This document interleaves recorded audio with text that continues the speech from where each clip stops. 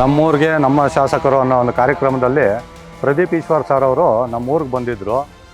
ಆಗ ನಮ್ಮೂರಿನ ಸಮಸ್ಯೆಗಳೆಲ್ಲ ಹೇಳ್ಕೊಂಡಿದ್ವಿ. ಅದರಲ್ಲಿ ಮುಖ್ಯವಾಗಿರೋದು ಈ ಹುಣಸೆ ಮರಗಳು ನಮ್ಮೂರಿನ ಮಧ್ಯದಲ್ಲಿದ್ವು. ತುಂಬ ಹಳೆ ಮರಗಳು ಎಲ್ಲ ತೊರೆ ಬಿದ್ದುಬಿಟ್ಟಿತ್ತು.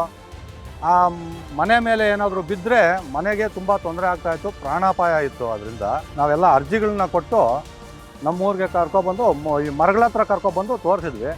ಇಲ್ಲ, ಇದು ತುಂಬ ಹಳೆ ಮರಗಳು, ಇದು ತೊಂದರೆ ಇದೆ ಅಂತ ಹೇಳ್ಬಿಟ್ಟು ಅವತ್ತು ನೋಡ್ಕೊಂಡು ಹೋಗಿ ಅರಣ್ಯ ಅಧಿಕಾರಿಗಳನ್ನ ಮಾತಾಡಿ ಎಲ್ಲ ಒಳ್ಳೆಯ ಸ್ಪಂದನೆ ಕೊಟ್ಟು ಫಾಲೋ ಮಾಡಿ ಮರಗಳನ್ನ ಕಡಿಯೋ ಒಂದು ಕಾರ್ಯ ನಡೀತಾ ಇದೆ, ತೆರವುಗೊಳಿಸ್ತಾ ಇದ್ದಾರೆ.